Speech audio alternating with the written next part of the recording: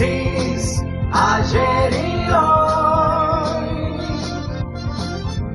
aprendiendo del pasado.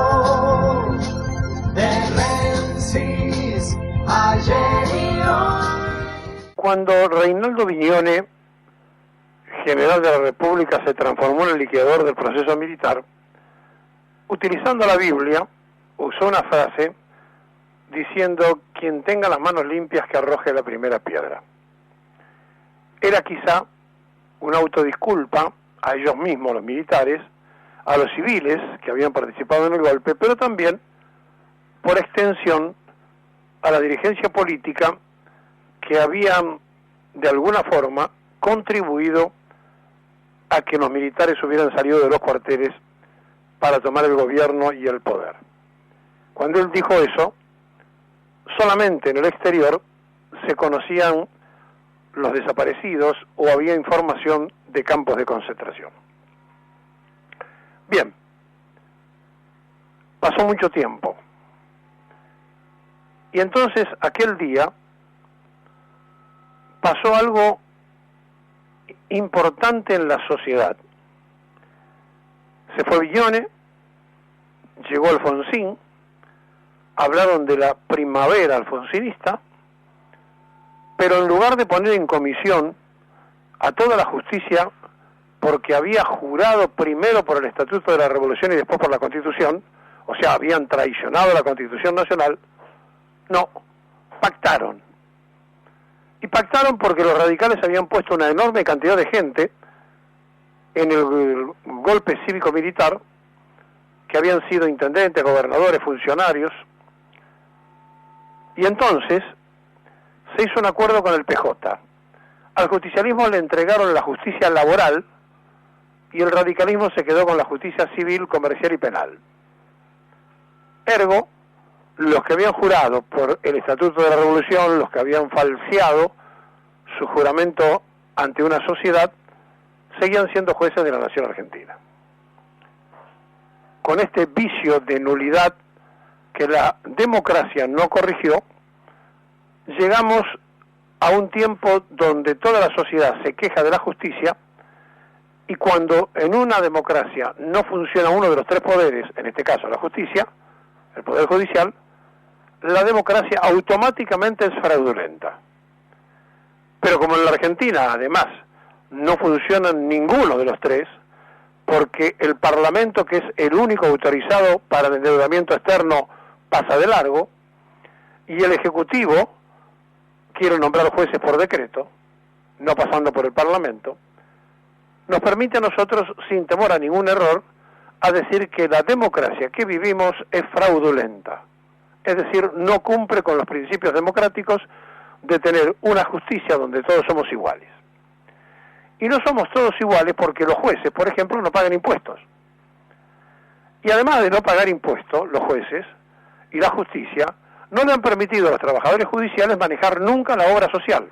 Por ejemplo. Y ayer, esta Corte Suprema, como todas las Cortes Supremas anteriores de todos los gobiernos militares, de dictaduras o civiles de democracia fraudulenta, quedan bien con el Ejecutivo de turno, todas,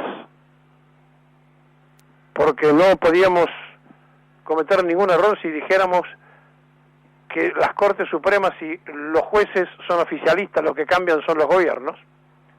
Bueno, ayer tomó una determinación absolutamente en simpatía con las declaraciones del presidente de la Nación, que dijo que había que terminar contra las mafias que manejaban el negocio de los juicios laborales. Denunció al presidente del bloque del Frente para la Victoria, Recalde, como jefe de una organización ilícita, denunció a la justicia, a jueces laborales y a los abogados laboralistas en una extraña combinación con intenciones de manejar una mafia. Y ayer, la máxima autoridad de la nación argentina no tuvo mejor idea que tomar una determinación. Y es esta determinación que va a traer cola, pero que seguramente puede tener algún fundamento ante aquellos juicios falsos que se hacen, es decir, donde después no se presenta la documentación médica o lo que fuere, pero un detalle que no es menor. Van a acobardar a los trabajadores para que no hagan más juicios a las empresas. Esa es, en el fondo, la intención y el espíritu del presidente, trasladado a la Corte Suprema y actuado como reflejo en esta democracia fraudulenta y en las anteriores democracias fraudulentas y en las dictaduras, donde las Cortes Supremas suelen, por lo general, tener un hecho de simpatía con el Poder Ejecutivo del momento. Bien, dicho esto, y tratando entonces de explicar de qué se trata, se ha tomado una determinación por parte de la Corte Suprema de Justicia que los trabajadores que inicien un juicio laboral y lo pierdan deben correr con los gastos, esto es, con los punitorios, los gastos de los abogados, de las dos partes, del suyo y de los empresarios, etcétera, etcétera, etcétera. Es decir, el pobre tiene que hacerse cargo del riesgo de ser más pobre si pierde el juicio. ¿Para qué? Para desalentar los juicios.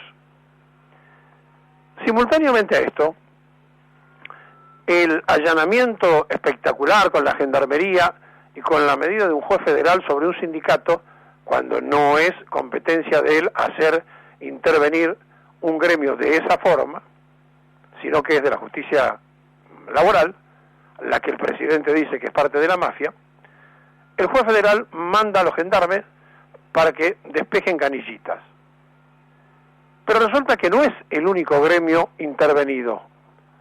En la gestión de Macri se intervino el SOMU, el Sindicato Marítimo, se intervino el de Seguridad, se intervino el de los azucareros, ahora se interviene el de los canillitas, porque quiere luchar Macri contra la mafia sindical, ha elegido al sindicalismo como enemigo, y quiere luchar contra los abogados que defienden a los trabajadores, contra la mafia, según el presidente, de quienes están al servicio de una gran conjura con jueces, trabajadores y sindicatos para sacarle el dinero a los empresarios. Puesto así, y tomado en el contexto del fallo que hace la Corte Suprema de Justicia, ustedes saben que la Corte siempre falla sobre un caso puntual, y después ese caso se toma de espejo, o sea, se hace ya y se transforma en voluntad y en ley. La Corte votó dividida, y obviamente los nuevos jueces de la Corte, los que Macri quería poner por decreto, le facilitaron la situación. Pero hay otro dato más, mucho más importante todavía que este fallo, y es un dato que está castigando la prepotencia de llevarse todo por delante del kirchnerismo, cuando pusieron al senador Ruperto Godoy, me acuerdo que dije, no es abogado, va a tener problema, cuando, miren si tenían candidatos a abogado del kirchnerismo para poner. Bueno, la Cámara Contencioso Administrativa Federal ratificó el fallo que obliga al Consejo de la Magistratura y al senador por el Frente para la Victoria de San Juan, Ruperto Godoy, a dejar su cargo porque no es abogado. Y va a asumir un abogado que es el suplente. Y este abogado que va a asumir, que es el suplente, le va a permitir ahora al PRO nombrar jueces. Fíjense ustedes el capricho de la soberbia de poner a cualquiera en cualquier lugar, aunque no corresponda. Mire si el kirchnerismo tenía abogados para colocar. No, nosotros ponemos a quien queremos porque vamos a poner a Ruperto Godoy, y lo pusieron. Bueno, ahora pierden ese lugar y le facilitan la mayoría necesaria para que el PRO nombre jueces. Miren cómo termina la soberbia. Por lo tanto, ayer el presidente consiguió 3 victorias. Esta que acabo de mencionar, la de la Corte Suprema, y la otra, la consolidación de la cuarta intervención a un sindicato. Repito, el Sindicato de Obreros Marítimos, el de Azucareros, el de Seguridad y Canillitas. Estamos parados entre lo que decíamos ayer, la flexibilización laboral sí o sí, por las buenas o por las malas. Y cuando le preguntan al presidente, después que el fiscal Stornelli dice que está pidiendo se detenga al diputado Julio De Vido y se le saque los fueros, y dijo, voy a dar orden para que los diputados de Cambiemos voten por este tema. Quiero explicarles a todos cómo es esto porque hay un gran barullo. Y como nadie explica nada, la gente no entiende de qué se trata. El fiscal no puede solicitar el desafuero, lo tiene que solicitar el juez. El juez es Rodríguez, llegó al juzgado de la mano del kirchnerismo, veremos cómo falla el juez. Si el juez pide el desafuero, se presenta en el Congreso Nacional en la Comisión de Asuntos Constitucionales. Una vez que supera la Comisión de Asuntos Constitucionales, pasa al Pleno de la Cámara de Diputados. Y con las 3/4 partes de los votos de los presentes, no del quórum, sino de los presentes, que voten por el desafuero, recién se logra el desafuero. Bien, el plazo, ¿saben cuánto es? 180 días. Es decir, una vez que llega al Pleno, se puede tardar 180 días en el tratamiento del tema, o puede ser express según la voluntad que haya. Como ayer Graciela Camaño salió a decir que la gente de Massa apoyaría el desafuero, del sector del justicialismo, del peronismo no kirchnerista dijeron lo mismo, entonces el gobierno, que no pensaba contar con esos apoyos, ahora podría lograr el desafuero de De Vido. ¿Por qué? Porque aunque se sienten todos, porque si el Frente para la Victoria no va, facilita inmediatamente el desafuero, por lo tanto tiene que ir y votar en contra, porque si no van, pues como es con los presentes, simplemente se juntan los que están de acuerdo y inmediatamente logran el desafuero. Por lo tanto, habrá que ver en estas negociaciones ahora, primero, si lo pide el juez, segundo, que pase de la Comisión de Asuntos Constitucionales, y tercero, que lo trate recién la Cámara de Diputados. Ergo, esto tarda por lo menos 180 días y llegamos a diciembre, donde cambia el 50% de la Cámara de Diputados. Una vez dicho esto, me parece que debemos replantearnos y preguntarnos todos si de verdad creemos que vivimos en democracia. Yo creo que no. Y creo que no porque es fraudulenta por lo que les dije. Pero además de esto que estamos hablando, hay situaciones que son puntualmente calificativas. Los jueces no pagan impuestos. No somos todos iguales ante la ley. Es mentira, ellos tienen coronita. Segundo,